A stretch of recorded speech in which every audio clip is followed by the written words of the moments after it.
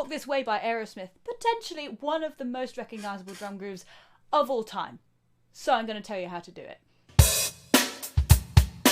So let's break this down into its core elements before we make it too complicated. First off, in the right hand, counting eighth notes on the hi-hat. 1 and 2 and 3 and 4 and. Next, snare drum in the left hand, 2 and 4. 1 and 2 and 3 and 4 and. Your bass drums fall on beat 1, the of 2, beat 3 and the and of 3.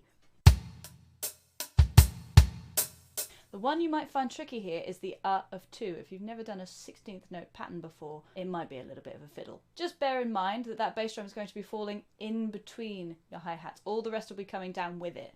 1 and 2 and If getting that speed is an issue because you've got lots of notes squished very close together, then feel free to check out the video I've done on improving your foot speed. If I give you the Cliff Notes version, try moving your foot back on the pedal. So say this is the pedal, this is your foot.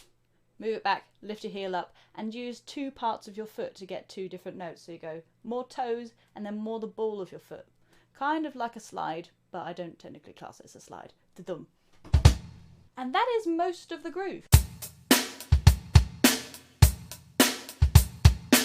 But now you've got to add the all-important and most recognisable open hi-hat on beat 1. So you're going to lift up your foot on beat 1 and close it for the next eighth note. 1 and.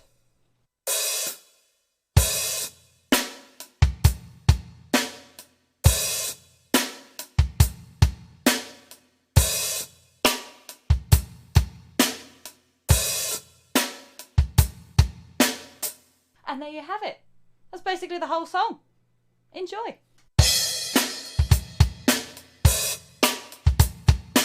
If you enjoy playing rock grooves like this, then feel free to check out the book I've recently done on rock grooves. It gives you 10 rock grooves, but 3 different difficulties for each one. So technically 30 grooves in one book.